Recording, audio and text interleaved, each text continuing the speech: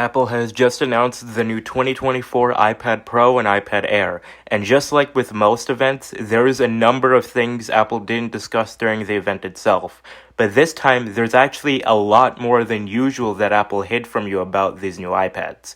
Let's talk about it. First, the M4 chip in the new iPad Pro.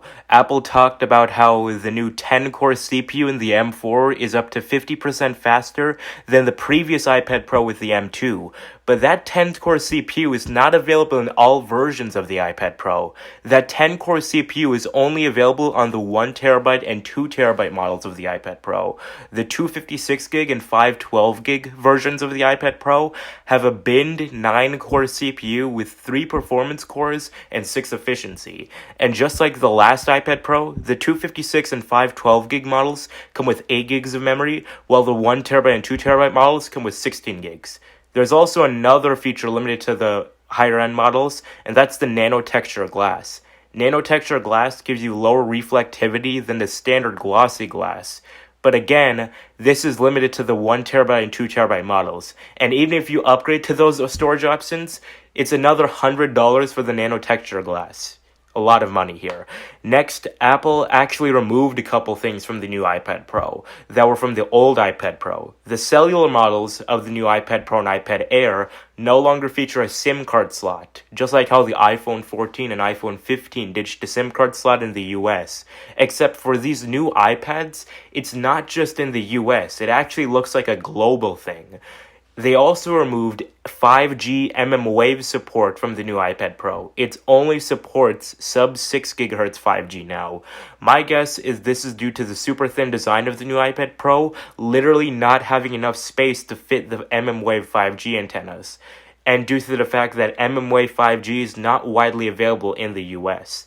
Another feature that Apple removed from these new iPad Pros is the ultra-wide back camera. There's now only a wide camera that looks to be the same exact wide camera as before. This again is most likely due to the fact that Apple is realizing that not a lot of people are taking videos or photos with their iPad. But something that is interesting is that there's a new mysterious other sensor that Apple hasn't talked about. The other two are the LiDAR and microphone scanners, but this other sensor just seems to be an utter mystery. Maybe it has something to do with the advanced AI document scanning that Apple showcased during the event, or something else. We don't know. Next, the sizes for the new iPads. Apple keeps marketing the new iPad Air in particular with having 11-inch and 13-inch sizes. So you'd think it would be slightly bigger than the 10.9-inch of the old iPad Air or the 12.9-inch iPad Pro from before. But that's not the case. Apple is now rounding up the screen size to 11 and 13 inches for the new iPad Air, when in reality they're the same 10.9-inch and 12.9-inch sizes. They're also doing something similar for the iPad Pro, but in a different way. The 13-inch iPad Pro is indeed 13 inches diagonally, but the 11-inch iPad Pro is 11.1 inches diagonally. Next, the Magic Keyboard. The new Magic Keyboard has that new aluminum design, and it has the same Force Touch trackpad that you'll find in MacBooks. But this new keyboard only works on the new iPad Pro. It will not work on any other iPad model. And the new iPad Pro will not work with older Magic Keyboards. You'll have to buy the new Magic Keyboard. The new iPad Air is compatible with existing Magic Keyboards for both the 11-inch and 13-inch models. On the topic of accessories, next is the Apple Pencil Pro. The new Apple Pencil Pro adds haptic feedback and a squeeze gesture and more advanced Apple Pencil hover and a barrel roll gesture and Find My support as well. But this makes the already complicated Apple Pencil lineup even more complicated. The new Apple Pencil Pro only works with the new M4 iPad Pro and the M2 iPad Air. But those new iPads don't work with the Apple Pencil 2, but they do work with the USB-C Apple Pencil. But the Apple Pencil 2 does remain on sale for older iPads and the iPad mini. But confusingly, the Apple Pencil 2 remains for the same price as the current new Apple Pencil Pro, despite it being an older, inferior product.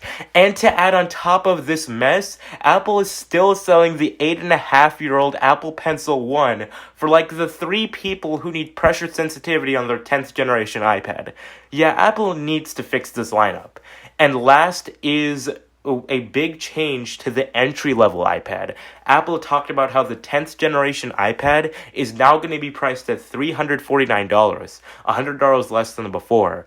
But this, as a result, finally kills the iPad 9th generation, meaning there's no more iPads with the home button and no more iPads with Lightning for sale. And this means that the 10th generation iPad is going to go for crazy prices when on sale. So if you're like me and you're looking for a 10th generation iPad, be on the lookout for discounts on third-party retailers. So that's what Apple didn't tell you about the new iPad Air and iPad Pro. What do you think about the new iPads, and will you be picking one up? Let me know in the comments.